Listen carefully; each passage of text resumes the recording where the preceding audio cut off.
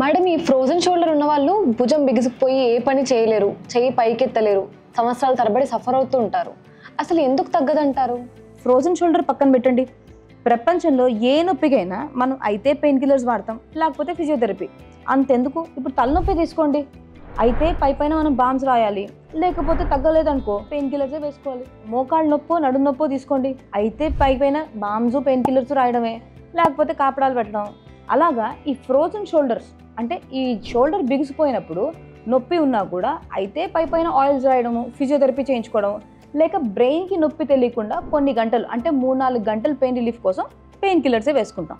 ఈ frozen shoulder అనేది uncontrol diabetes ఉండి షుగర్ ఉన్న వాళ్ళలో చాలా కామన్గా చూస్తూ ఉంటాం, లేకపోతే పాస్ట్లో యాక్సిడెంట్స్ వల్ల అయినా, కింద పడడం వలన, స్పోర్ట్స్ ఇంజరీస్ వల్ల అయినా చూస్తూ ఉంటాం.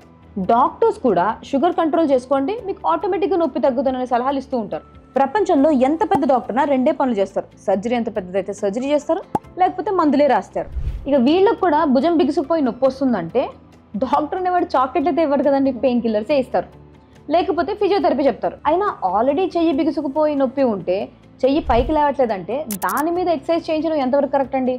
పోనీ చెయ్యి బిగుసుకుపోవడం పక్కన పెట్టండి, చెయ్యి విరిగి వాపు వచ్చి నొప్పి వస్తుంటే నొప్పి తగ్గాక ఎక్సర్సైజ్ చేస్తామా, లేకపోతే నొప్పి తగ్గడం కోసం విరిగిన చెయ్యి మీద ఎక్సర్సైజ్ చేస్తామా? ఒక్కసారి ఆలోచించండి.